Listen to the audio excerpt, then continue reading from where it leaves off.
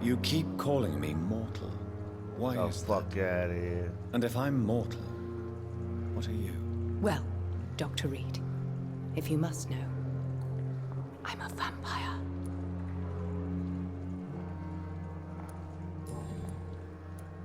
And why do you believe you're a vampire? I don't need to believe anything. It is what I am. It is what I feel within this hollow shell of flesh. Describe how you Please, describe to me how you feel. What is it like to be a vampire? I can hear my body crumble from the inside as my flesh cracks and fades. I sense the last pulse of postulant blood within my drying veins. I need new blood.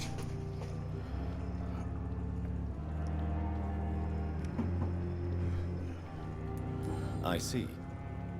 Have you ever heard of Cotard syndrome, Miss Howcroft? Never. It's a mental illness discovered by a French neurologist named Jules Cotard. The affected patients are delusional. They believe that they are putrefying, that they are dead, a ghost or a ghoul, or in your case, a vampire. Delusional, you say? Oh, sad and petty mortal. You can't even begin to understand the concept of immortality. And you think it is I who am delusional. I'm assuming you must be a patient here. Am I right, Miss Howcroft? It's only a cover. To hide from my enemies. I can leave whenever I want. As a woman, a spirit, fog, or bat. Who are these enemies you mentioned? Can you describe them? I cannot say for sure. But I sense their eyes on me from nearby. I feel them watching me every time I visit the garden near the morgue.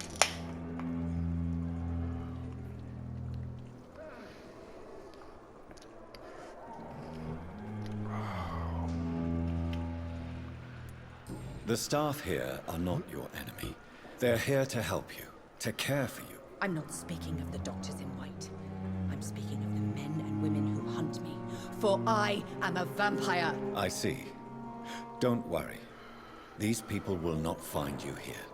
I'll personally make sure they leave you alone. Thank you, mortal. But do not interfere with them, for you are no match for those that hunt me. Okay. Who are you really, Miss Howcroft?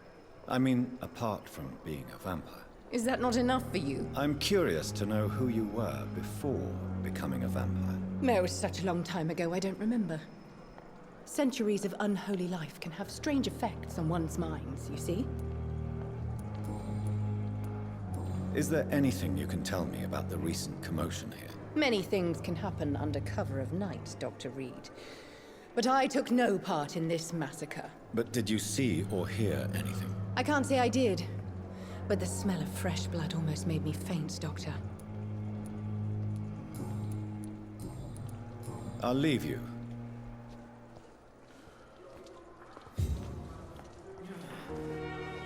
Damn. The pain. It's here again.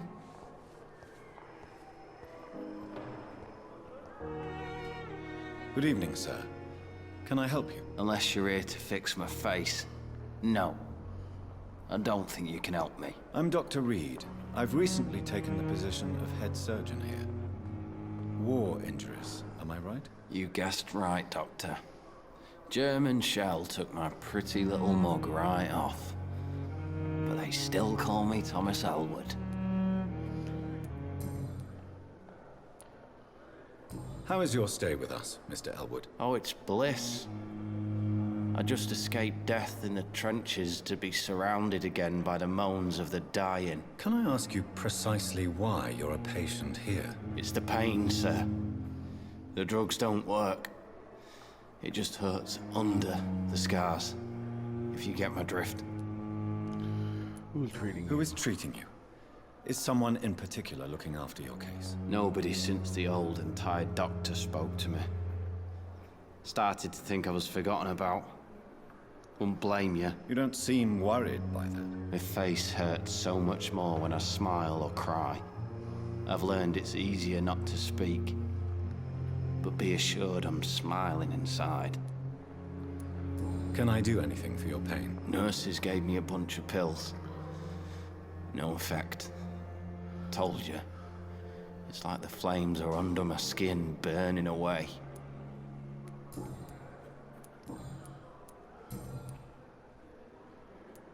Where were you stationed, sir? Did you serve for long? I really don't want to talk about all this shit. No offense. I was pushing too much.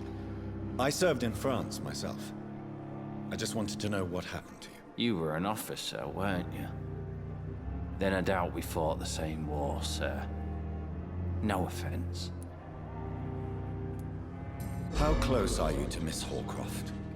Are you aware that she thinks she is a vampire? To wait for her next nibble is the best reason to stay here. Every time she approaches my bed, she treats me like something tasty. A normal person. Aren't you afraid? She may hurt you if the game goes too far. She's quite harmless, I can assure you. Her head's broken inside is all. While I'm busted on the outside. But she's still beautiful. Living proof that there's hope for me. So do you let her bite you? You know that's not sanitary. And why not? She's only supping a few drops of me blood. And the pain, it's real for once. She could decide to bite less willing patients. Then it's another good reason for me to stay here, Doctor. You do realize she's mentally disturbed. It's called the Cotard syndrome. She truly believes she's a vampire. In her madness, she never refers to my scars. And frankly, if I could, I'd join her world. It seems much more fun than the real one.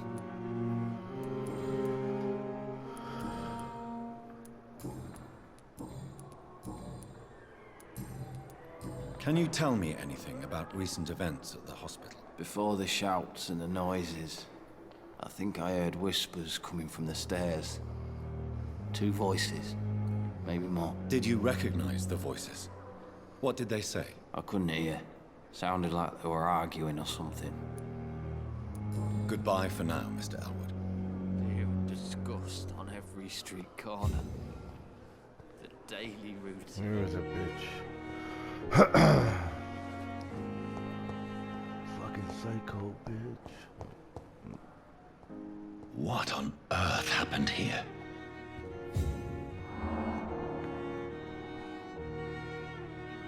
God damn.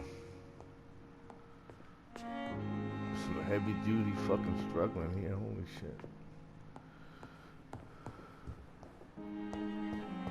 Oh, yeah. Dear brothers, mission.